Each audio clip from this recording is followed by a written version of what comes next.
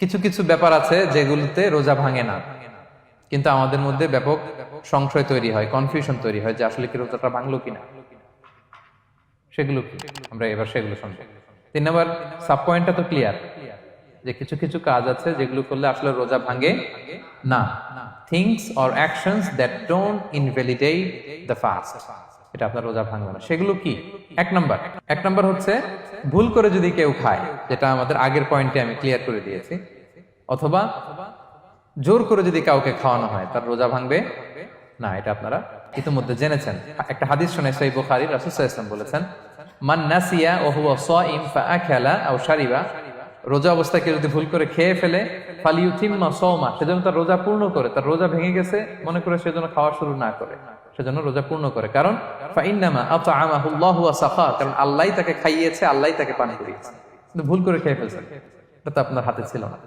তাহলে ভুল করে খেলে তার রোজা ভাঙবে না, কাজা কাফারা কিছুই লাগবে না, just you continue your Siam.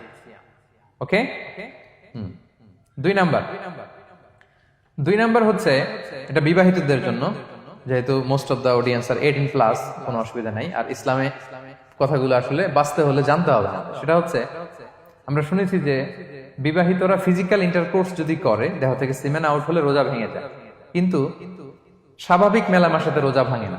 Kiss করা, হাগ করা হাজবেন্ড ওয়াইফের মধ্যে, এই যে সখ্যতা, এই ব্যাপারগুলো যদি দিনের বেলায় ঘটে এতে রোজা ভাঙে না। ব্যাপারটা বুঝতে পেরেছেন না সবাই? একটা দলিল শোনেন।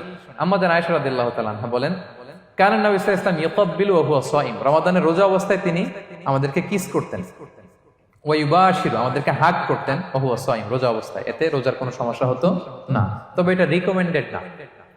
স্বামী স্ত্রীর একান্ত মেলামেশা দিনের বেলা রিকমেন্ডেড না, কারণ এটা থেকে সে সেক্সুয়ালি এক্সাইটমেন্টের দিকে চলে যেতে পারে, ফলে ভুল করে সে এমন কাজ করে ফেলতে পারে যেটাতে তার রোজাটাই ভেঙে যাবে। আর ইচ্ছা করে রোজা ভাঙলে কি করতে হয়? কাজাও কাফারাও, খবর আছে না? সেজন্য এটা খেয়াল রাখতে হবে। 3 নাম্বার, এটাকে আরবিতে বলে আল ইহতিলাম, ওয়েট ড্রিম, বাংলায় বলে স্বপ্ন দোষ। ঘুমের মধ্যে এমন কিছু দেখলেন ফলে আপনার সিমেন আউট হলো, আপনার রোজা ভাঙবে না, কারণ এটা কি ইচ্ছা করে করছেন আপনি? এটা কার হাতে?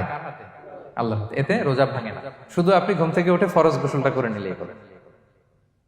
প্রিয় ভাইরা, মুসলিম কমিউনিটির ভাইরা, কথা কি বুঝতে পারতেছেন? আচ্ছা। 4 নাম্বার হচ্ছে ব্লাড টেস্ট। অনেকে বলে যে হুজুর ব্লাড টেস্ট করা যাবে কিনা রমাদানে? ব্লাড টেস্ট করা যাবে।